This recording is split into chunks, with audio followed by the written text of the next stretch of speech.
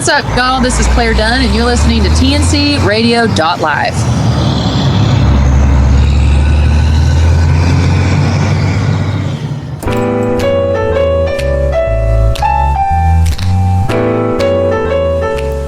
Welcome in, TNC Radio.live. This is Building Strong Minds with Dr. Christopher Cortman. I'm Tom Kelly.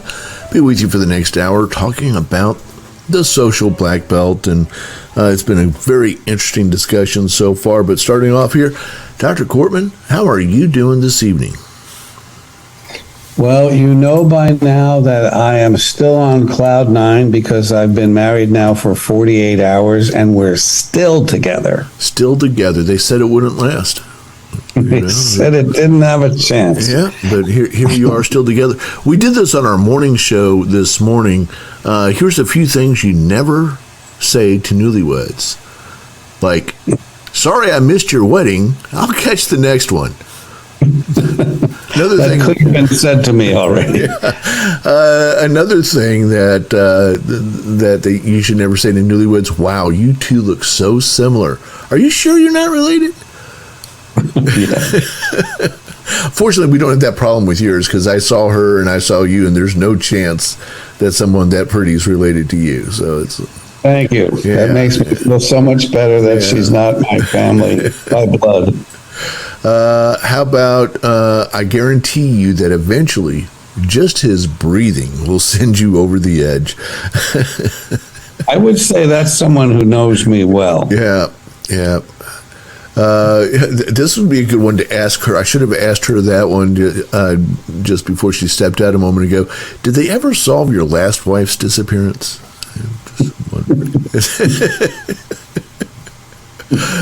And finally, the one thing you should never say to newlyweds: congratulations.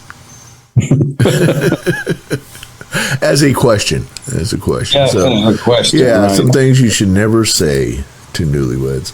So, well, it sounds like you've had a great weekend, and happy for you, and happy for your young, beautiful bride there as well. Thank you. You know, the reception was so much fun, and she requested a song that I didn't know she was going to request, and it was You're My Home by Billy Joel. And I heard that, and I went up to the DJ and grabbed the mic and started singing along with it, having a little fun, and called her up and, sang the lyrics that I need you in my house because you're my home. And then the next song was Piano Man by Billy Joel, and I just grabbed the mic and I serenaded the whole room, walking up and down the aisles. And I mean, I was blasting it out at the top of my lungs. And some people were like, God, I didn't know you could sing. And I'm like, neither did I. But I was under the influence of diet ginger ale. And I don't know what that stuff has in it, but, and then, there's lyrics in that song, Tom, like Paul is a real estate novelist, and there was a guy named Paul, and then Davey, and there was a guy named Davey. But my favorite He's part. still in the Navy. Yeah. I changed it because he was into pizza, and Davey, who's still making gravy. But my favorite part was the waitress is practicing politics, and she was walking by, and I just grabbed her and I started singing in her face. And this poor little scared waitress, who I found out later has been here about 2 weeks from Turkey, she didn't know what she was getting into. But the next day at brunch, all of the servers were there saying, boy, did we have so much fun. And I saw that same server, and I went up to apologize, and she said how much fun they all had. So, well, good. I guess it was all good. I guess it was good. Wow. Well, it sounds like it was a good time was had by all. Yeah, really, really fun. Special time. So now all we have to do is the marriage part. Right.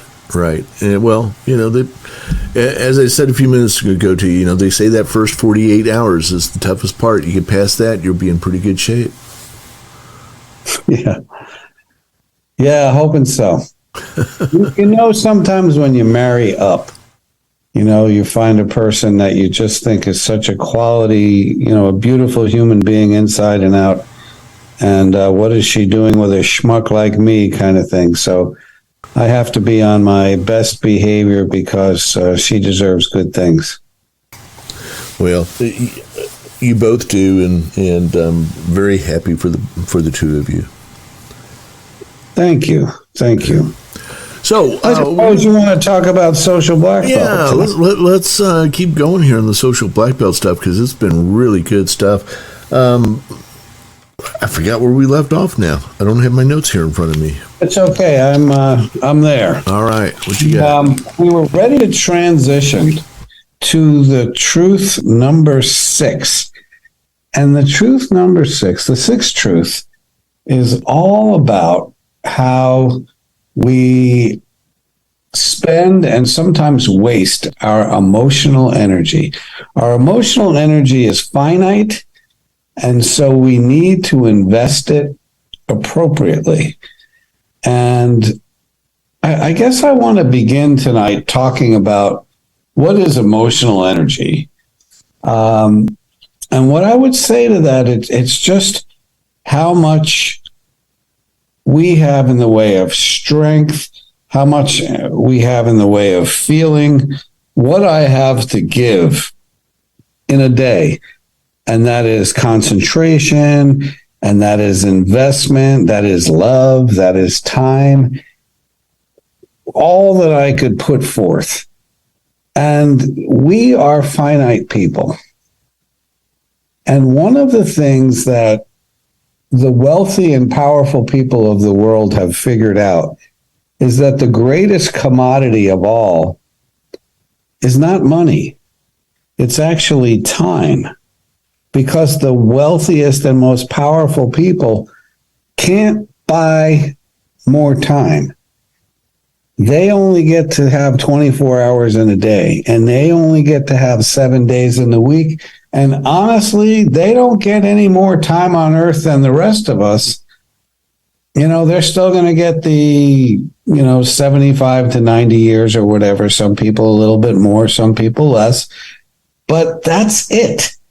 And so those people will tell you money is not the greatest of all or the most important commodity because they end up dying with an awful lot of it. And they can't roll that over, as they say, into the next life. You can't take it with you, is the popular phrase. So I'm talking about time, and I'm also talking about emotional energy. So why am I using both of those things? Because we only have so much time. And in that time, we only have so much emotional energy to spend. And what I have found is that people really waste their emotional energy. They do not spend it wisely. And when I was putting together the first book on this, we came up with this is a great word for the English majors, an alliteration. An alliteration is, sad Sally stole seashells kind of thing. You have the same letter or the same sound, the consonant going over and over again. So the alliteration here is the letter W, and there are 3 ways to waste our daily supply of emotional energy. And the first of those W's is that we wish the past were different. People spend a tremendous amount of time being stuck in negative places in the past. So what does that mean? Resentment towards people who hurt us, an abusive childhood, a father who abandoned the family, definitely sexual abuse, physical abuse. We have all these research studies now talking about these ACEs, these childhood events, these adverse childhood events that affect us as we get older, and they contribute to things like addiction and depression and post-traumatic stress disorder. And, we can be stuck wishing the past were different. And I want to caution people, I'm not saying you shouldn't revisit the past, because if you ever want to heal it, you have to go back and deal with it. But there's a difference between dealing with a past trauma and working through it and letting it go, and being stuck there. What we're talking about is being stuck. And wishing the past were different is one of the 3 ways to waste today's supply of emotional energy. And the second W... No, before you get to the second W, I'm going to ask you a question. We're going to have to take a break, but I want to ask you a question I want to have you take a look at after the break, and that is, I think the number one question most people have when you lay out something like that is, okay, so how do I get unstuck? Yeah, I submit, I'm stuck. I'm stuck in the past stuff. What do I need to do to go get unstuck? So that's my question. I have to respond with the fourth W, which is wait. Okay, yeah, that's right. After the break. So we'll talk about that right after the break, right here, tncradio.live. Stay tuned. This infoblog on tncradio.live is brought to you by the Truckers Network at app.thetruckersnetwork.net. 6 things to consider before starting your career in trucking. Truck drivers are often referred to as the backbone of America. They haul roughly 70% of America's freight. Nearly every good consumed in the United States has been shipped by a truck. Right now, the demand for truck drivers is higher than ever. The growing truck driver shortage in America is a topic of concern and has been for the past 4 years. The United States is in dire need of people to start driving trucks. Are you considering becoming a truck driver, but not quite sure if it's the career path for you? Here are 6 things potential truck drivers need to know before starting their career in the trucking industry. Know your why. Why do I want to become a truck driver? Is one of the first questions you should ask yourself before starting your career in trucking. Knowing and understanding your why is important so that you make sure that trucking is something you'll enjoy. Nothing is more draining than working in a career field that you're not passionate about and excited about. Truck drivers are already more likely to struggle with mental health problems because of the trucking lifestyle. So to avoid dreading your trucking career, ask yourself, why do I want to be a truck driver? Long work hours. It's obvious that truck drivers spend a majority of their workday in the driver's seat, but many new drivers don't realize how hard it can be sitting for long periods. Drivers spend hours upon hours sitting down. This can result in leg, back, and neck pain. If you're the type of person who cannot handle sitting down for several hours at a time, then truck driving is not for you. Another thing to consider is how long a typical workday is for a truck driver. Drivers are legally allowed to work 14 hours a day, but are limited to 11 hours of driving time. They must take a mandatory 30-minute break by the 8th hour of duty. Following the long workday, drivers must have 10 hours of off-duty time. In a work week, drivers cannot exceed more than 60 hours of work or 70 hours over 8 days. Failure to follow these HOS rules can result in being shut down, fines, and lower carrier safety ratings. A new lifestyle. There's not a career quite like trucking. It's nothing like your typical 9 to 5 Monday through Friday job. It's long hours, days, and most times weeks away from home. Truck drivers often experience loneliness, depression, and anxiety. If you're someone who's used to working with many people, then truck driving will be a shock. Drivers will go days or weeks without seeing their loved ones, and it can really take a toll on truckers, especially those who are new. Adjusting to this lifestyle can be challenging at first, but once you do, you can live a rewarding life as a truck driver. Getting seat time. The more experience you have as a truck driver, the better. With more experience, you'll land better truck driving jobs and better pay. According to the Bureau of Labor Statistics, truck drivers earn an average of over $40,000 a year. Yet, many trucking companies advertise higher rates of pay for experienced drivers. Over time, you can negotiate a higher rate per mile. Your relationships will suffer. It doesn't matter if you're on the road or at home, make time for family.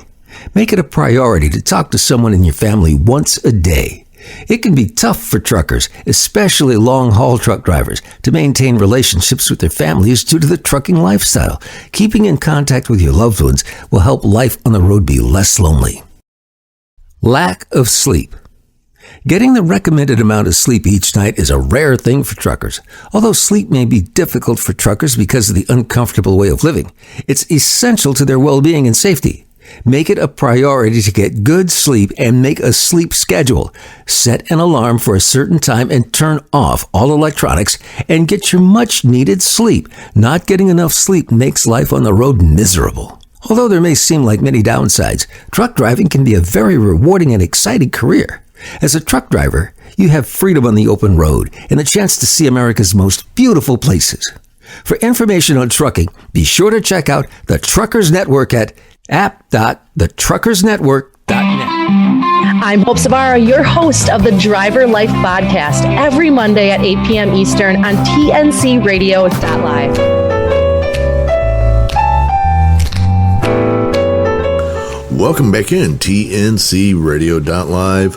This is Building Strong Minds with Dr. Christopher Cortman. So, Dr. Chris, right before we went to break, you were talking about the sixth truth and the three W's that make up the sixth truth, and one of them was, say it again for me, I lost the word.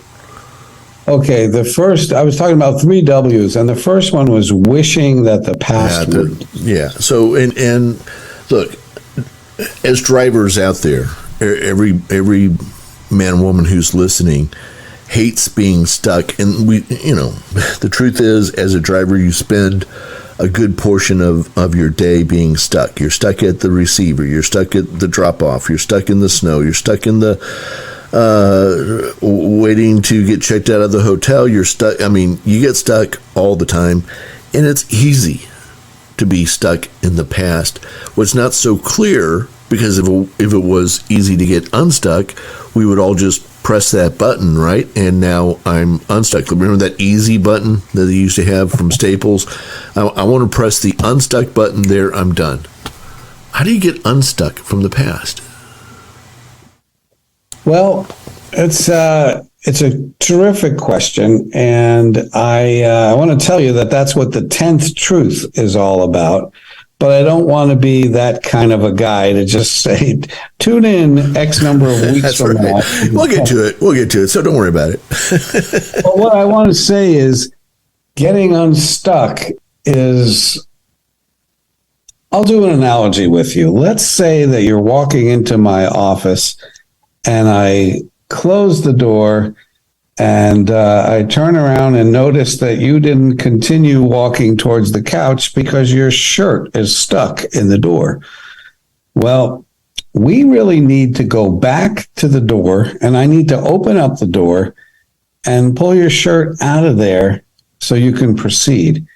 And I think that is why in good therapy, we go back to the past.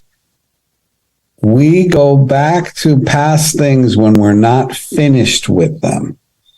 Well, you're going to ask, and any intelligent listener would ask, how do I know that I'm not finished? And we're not finished with something because it still hurts. We're not finished with something because it's repeating on us. I tell people that the mind is kind of like the stomach, in the sense that whatever has not yet been digested may repeat on you. Think about what I just said. If something has not been digested, it may repeat on you. And the stomach can only do like 8, 10, 12 hours, depending. And then it's done. You're not going to be repeating, pepperoni pizza from third grade. That's out of your system. You'll never burp that stuff up again. But if the day you ate that in third grade, you were bullied and someone shoved that pizza in your face and pushed you down and took your lunch money, that may come up again and again and again because it hasn't been digested. And so the 10th truth is that we don't heal because time passes. That's the great myth. Time heals all wounds is what people teach, and it's a myth. Time passes. That's what time does. Healing's about letting go. And in order to let go, we have to process a trauma. We have to process grief. We have to process things that are upsetting to us. We have to process our emotions. And that's how we get unstuck. So I have to take somebody back to whatever it is that's upsetting to them. And they have to help me by talking about it, writing about it, working through it whenever it happens. That doesn't sound like fun, though. No, it's no fun. Yeah. I was working with a pretty important guy in a small town not too long ago. And he abandoned his girlfriend. They were having a nice relationship and they were, heading towards permanence. And he just took off. And he didn't call her, and he was just like gone for weeks before she heard from him, which was extremely upsetting. And I was like, well, what's going on that you would do something like that? And he said, I just have a lot of fear, a lot of upset. There's things that continue to haunt me from my past. And you know what I did, Tom? I made him take out every unfinished story that was upsetting to him. There was something about playing on the train tracks with his buddies. They were like 12, and one of his buddies got electrocuted and died right in front of him. And it's like he never talked about that again. Never dealt with it, not even once. And it's like, here we're talking about a guy who's in his mid to late 50s. And this thing wasn't healed. It wasn't touched. And so here's my point in this chapter. He's spending a lot of today's emotional energy protecting himself from having to deal with those unfinished things. That is dominating his life to the point where he abandons a perfectly good relationship. When we got working together, I wanted to know, was there anything about her that made you want to run? No. It was all his stuff. So, talking about wasting today's emotional energy, his unfinished past things were interfering with his capacity to enjoy the day and to make a relationship work. And so it was my job to help him clean out. I tell people, we got to empty your duffel bag. Every nasty garment in there has to be, shaken out and cleaned. And I like that as a metaphor because some people will throw some things out and say, well, that's enough. No, you don't do that. You don't mow 90% of your lawn. You don't wash 75% of your dishes. You complete the job. If you have been wounded in your past, you got to deal with what's there. And if you don't, if you're going to try your entire life to run away from it, I mentioned in a previous show, talking to a guy in the hospital, and I asked him if he was in the military ever, and he goes, yep, I was in Vietnam, and we don't talk about it. And that was one sentence. I was in Vietnam, and we don't talk about it. That's great, but that means he's stuck. Right. I'll guarantee you he's stuck in some terrible things that he can't talk about. And he's not winning that by burying it. Because it's like, building your house over a graveyard or worse yet, over something that is not a solid foundation. It's going to wreak havoc in your future in down the road if it isn't already. So the first W there is wasting, today's energy. It's by wishing the past were different. I'm wasting today's energy wishing the past were different, and also avoiding the past, and then it continues to dominate my life. Got it. I know you're going to want to take a break in a second, but what I owe a few minutes. We're good. Okay, what I owe the listener is an analogy that I think works very, very well. Every adult I know, and most kids over like age 8 or 9 understand money. They get it, that money, again, is finite. And if you just said to them, I need a $1.35, they'll know how to throw $1 and a quarter and a dime down at you. And people, if you put emotional energy as an analogy to money and say you wake up in the morning, Tom, with 100 parts of emotional energy, and you will spend that today, how do you want to spend today's allotment of money? How do you want to spend today's finite amount of emotional energy? If you waste it with these 3 W's, the first one we're talking about is wishing the past were different. Let's say that takes, $41 or 41 parts of your emotional energy. You now have $59 or 59 parts for the rest of the day to spend. And there's no return on this investment when you waste your dollars with the first W, which is, again, wishing that the past were different. The past is over and it's not different.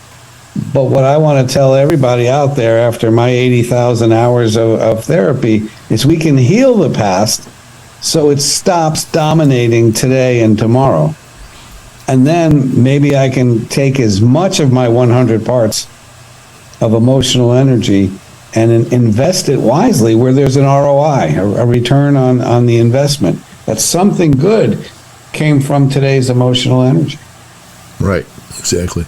And I would submit to that if I waste a certain amount, I don't know the amount of today's emotional energy, I don't get all 100 parts tomorrow because no rollover. Yeah, well, I'm saying you don't even get the 100 parts to start over again the next day. You don't start from zero. You don't start from where you had it yesterday because you wasted it. Yep. So, okay. Yep. It sucks from today's supply, and it continues along those lines. Yep.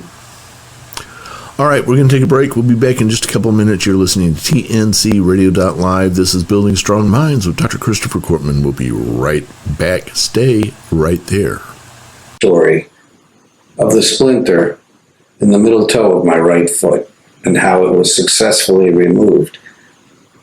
And to me, that's an excellent analogy for post-traumatic stress disorder. What do I mean by that? Well, the very same system that contains the toe also contains the mind.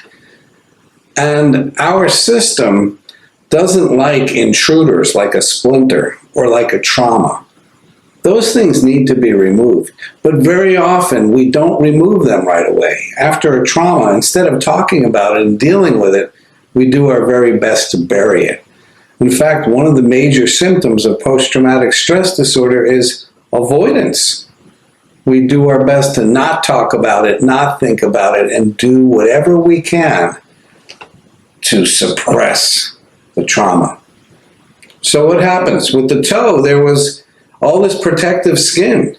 Don't go near it because I'm going to protect it. And the mind does the same thing. Let's not go anywhere near it. Vietnam veterans would say things to me like, I was in Vietnam and we don't talk about it. And what that does is keep the splinter embedded, continuing to give it power over the system. So what do we need to do? The splinter always needs to be removed. The trauma always needs to be dealt with. And that is to remember it, to feel it, to express it, and finally to release it.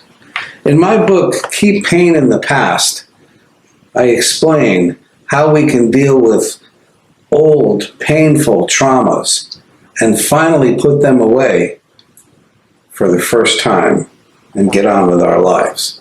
Just like removing the splinter from my toe.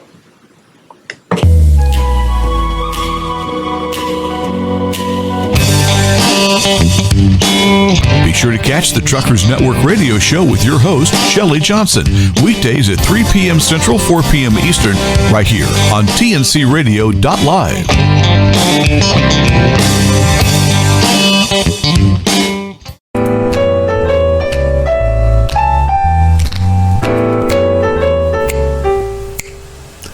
Welcome back, TNC Radio.live. I'm Tom Kelly, along with Dr. Christopher Cortman. This is Building Strong Minds.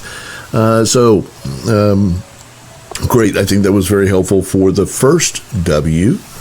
What we got set up for the next W? You know, before we get into the second W, I was doing lunch today, walking the beach, and listening to this new group that I think a lot of people will like if you can take some time to listen to their music. They're called the Beatles, and I think they have a promising future ahead of them. I think they do.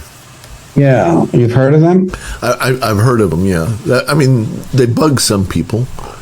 Beatles. They do. Yeah, Beatles They bug. do. Yeah. I got you. I'm with you. All right. Yeah. But I'd rather call those cockroaches. My wife calls them beetles, and I feel offended every time she calls them.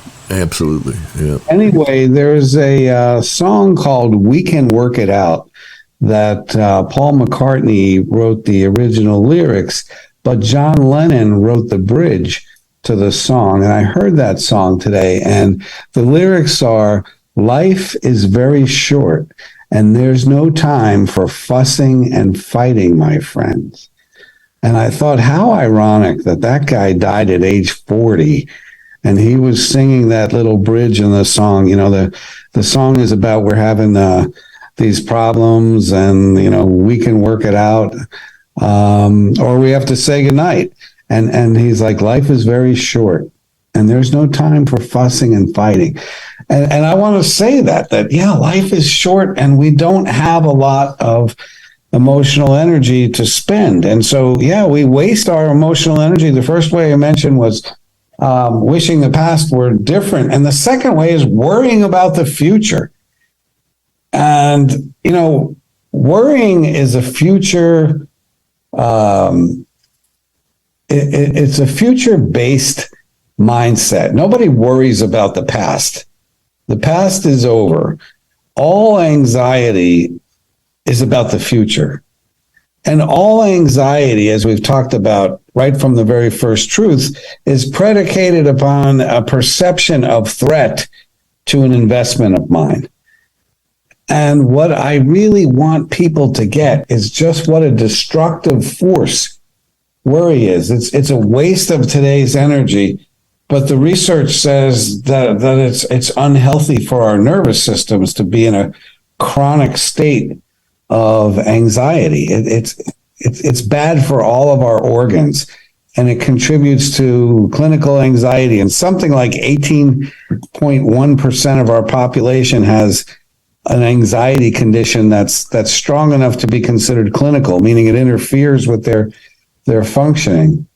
And my guess is that the other 81.9% are lying. But anxiety has become the common cold for mental illness. And what is anxiety about? It's about this perception that there's so much danger out there, that life is just so scary to navigate. And so people keep their nervous systems jacked, that it's hyper arousal, it's overly aroused. And you know, there's a cure for anxiety psychologically, and there's an antidote. And the antidote for anxiety is actually faith. And you could say, faith in what? And I would say it doesn't matter. Faith is a belief that things are going to be okay. And maybe it's faith in God, and maybe it's faith in fate, and maybe it's faith in others. Like, you know, we've talked about this before. I have plenty of faith in the pilot, in the co-pilot, in the ground crew. You know, I have faith when I get on an airplane, not in myself. I don't know how to fly that thing, but I have faith that everyone's going to do what's necessary and we're going to land safely. And you know what? I have zero anxiety on a plane as a result. And every time we land safely, that just continues to reinforce faith. And the fourth faith is faith in oneself. And, you know, we've been over this before in previous shows, but faith in self is necessary to navigate the road in life.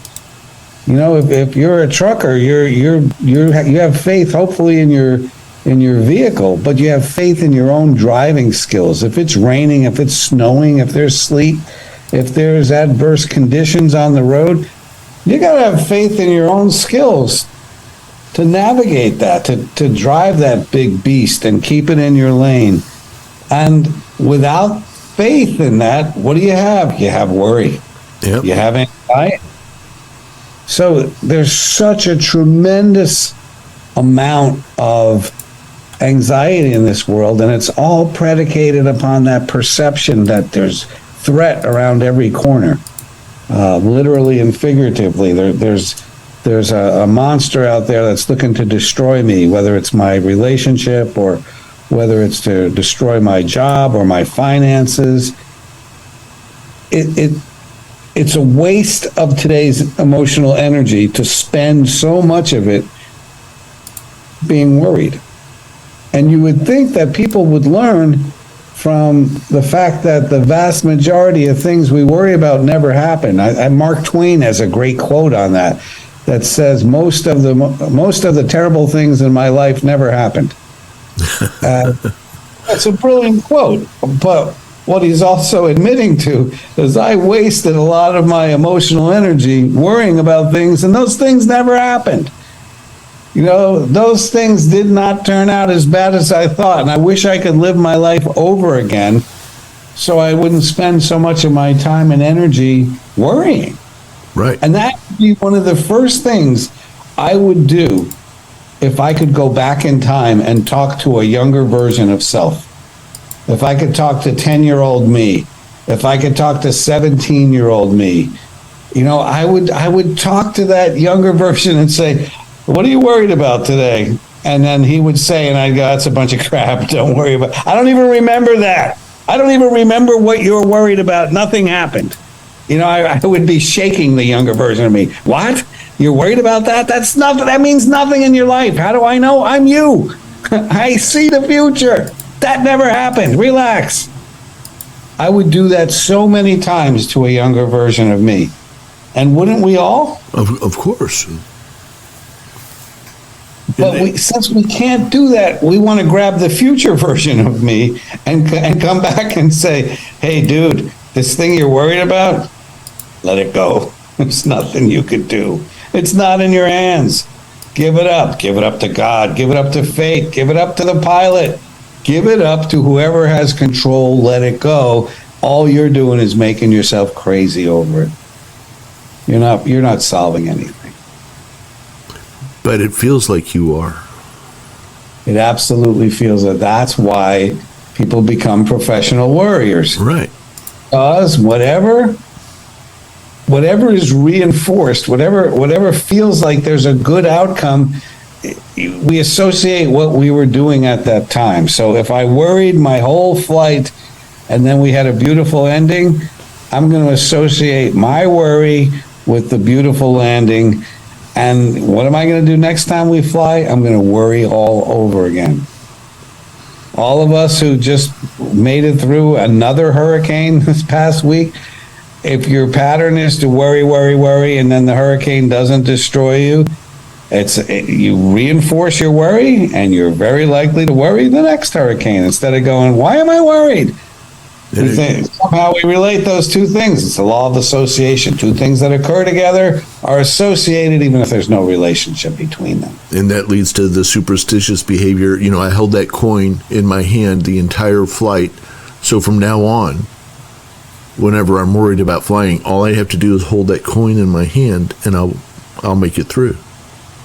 That is an excellent example, and it's entirely accurate. That's how superstitious behaviors are not only born, but how they're nurtured, because we do them over and over and over again. And you could see it in professional sports, not just us fans, short for fanatics, but the athletes.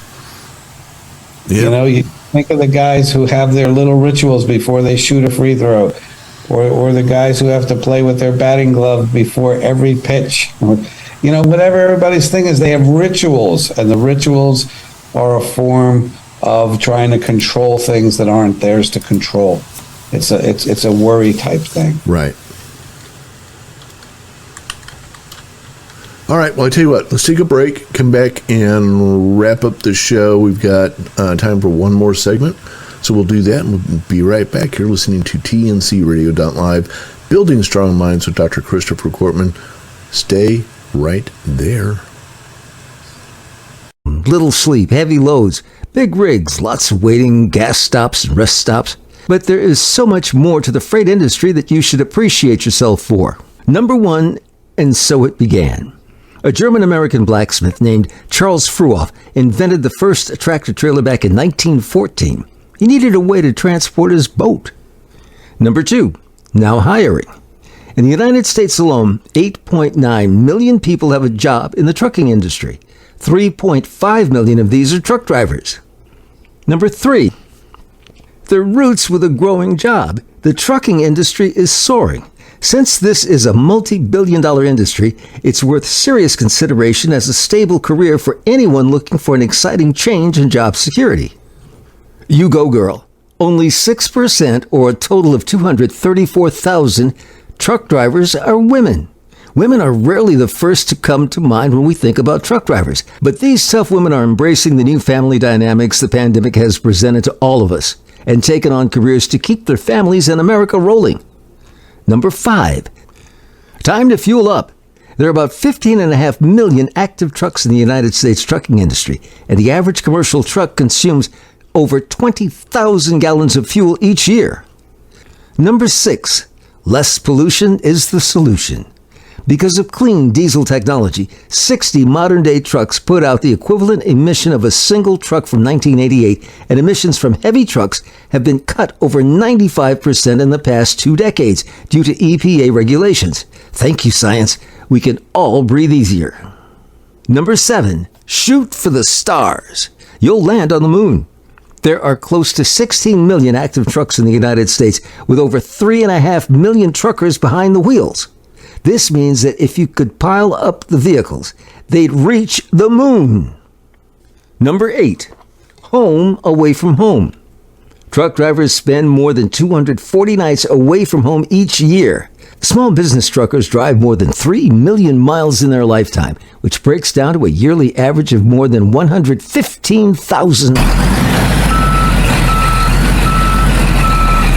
For the latest in traffic, weather, and information, catch the Morning Grind weekdays right here on TNCRadio.live.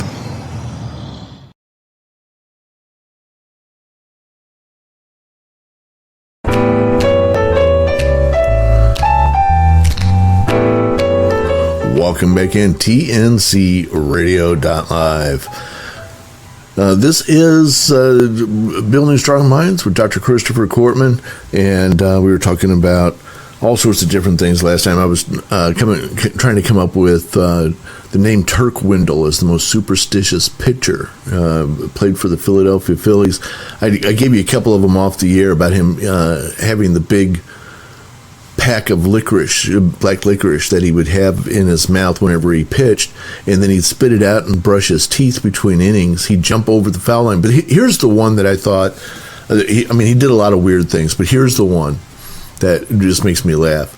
He would wave to the center fielder until they waved back at him, and he would not begin the inning until they did so.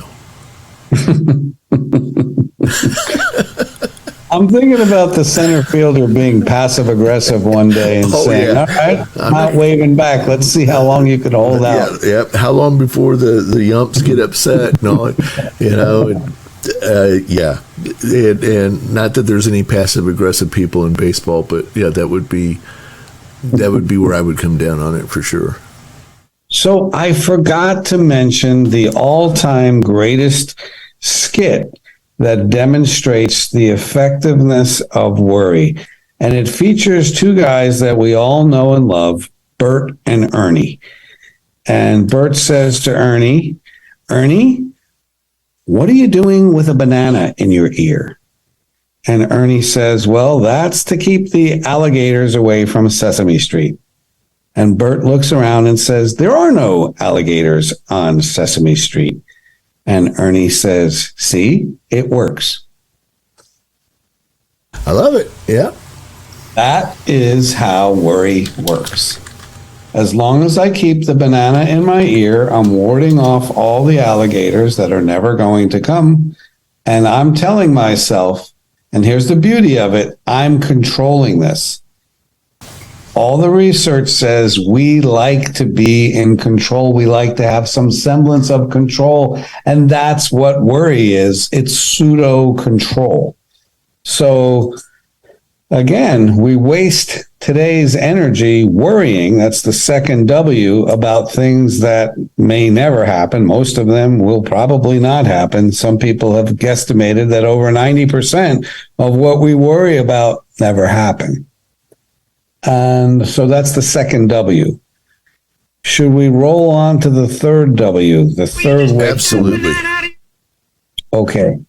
The third W is whining about things outside of our control. If you hang out with negative people, you will hear an incredible amount of whining. And the whining will not just be limited to weather or politics or traffic. It'll be about everything going on in life. There will always be something that you say, see, this is just how it goes. Of course we picked this line. Did you notice how the other line went faster as soon as we got into this? It's like everything is negative, and whining becomes one of the best ways to waste today's emotional energy. And again, if we have 100 parts and we waste 41 parts wishing the past were different and another 32 parts worrying about tomorrow, we only have 27 parts left. And how much do we use whining? And so right away, we want to say, you can whine all you want, but it never fixed the humidity as far as I'm concerned. No amount of whining about how humid it gets here, and probably where you are too. I understand Houston's about as humid as it is here in Florida, but it doesn't fix the humidity. It doesn't help to whine about things outside of my control. It just ends up becoming the third way to waste today's emotional energy. But you know, there are some ways that are wasteful of energy that I want to remind people we could use the same amount of energy and do something far better, far more productive. We talk about return on investment.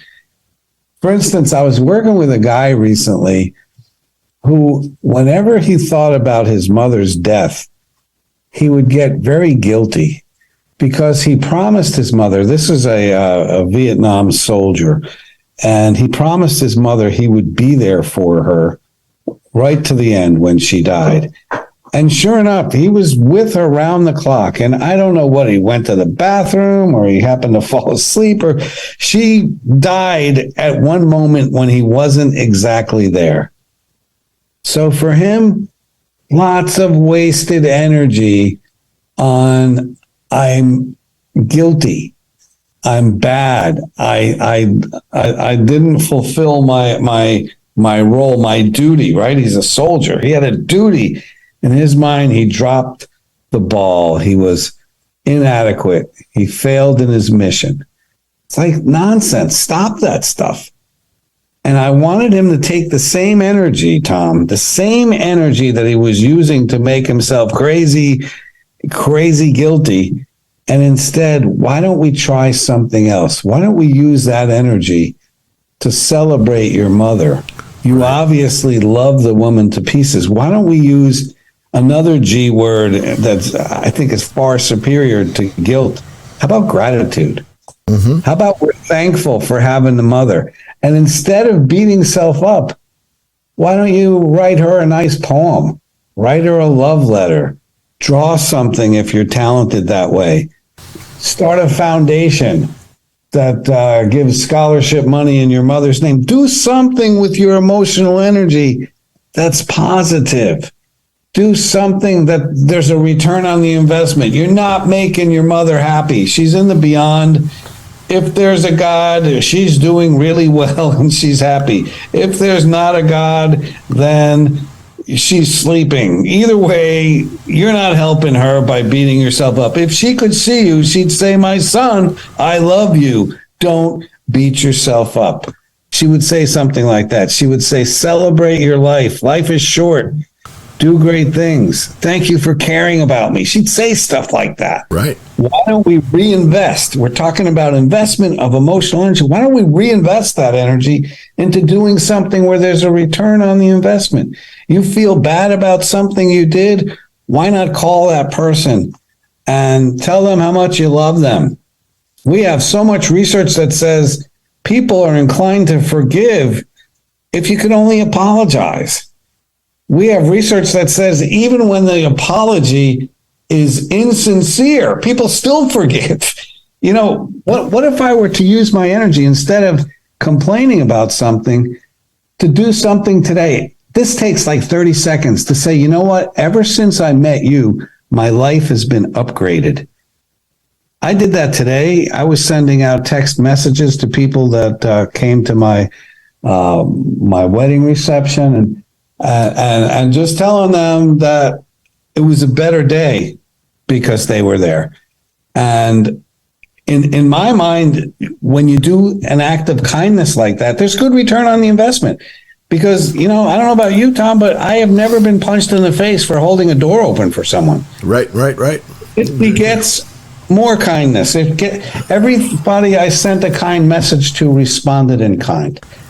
And that, I'm not fixing the world. I'm not curing cancer. But I'm making it a little bit better a place. Exactly. By investing some energy in doing positive things. So what can we do with emotional energy that's positive? Anything that touches the life of another person. Kindness to an animal. Helping a stranger with their groceries.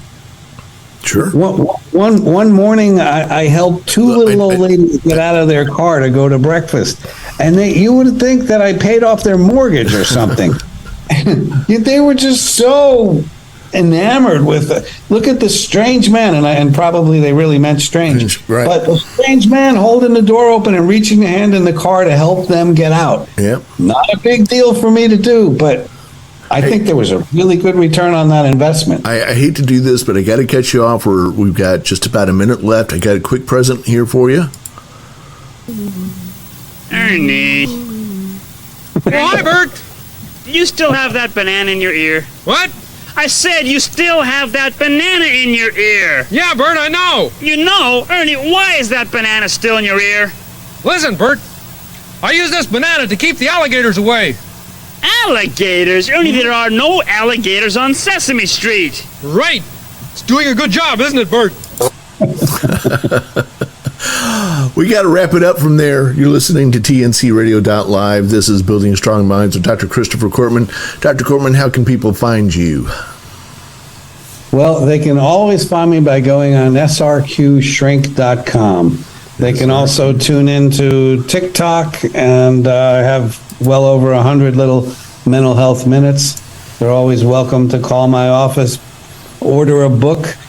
There's a book on anxiety, of course, but there's also a couple of books on the social black belt that we've been talking about. So another one on trauma, and, be working on some new projects coming up in the new year. So fantastic. All right. Well, hey, we're out of time, but we'll be back at the same time next week. We'll continue on with this discussion. This is TNCRadio.live. Stay tuned next for Hope Zavara and the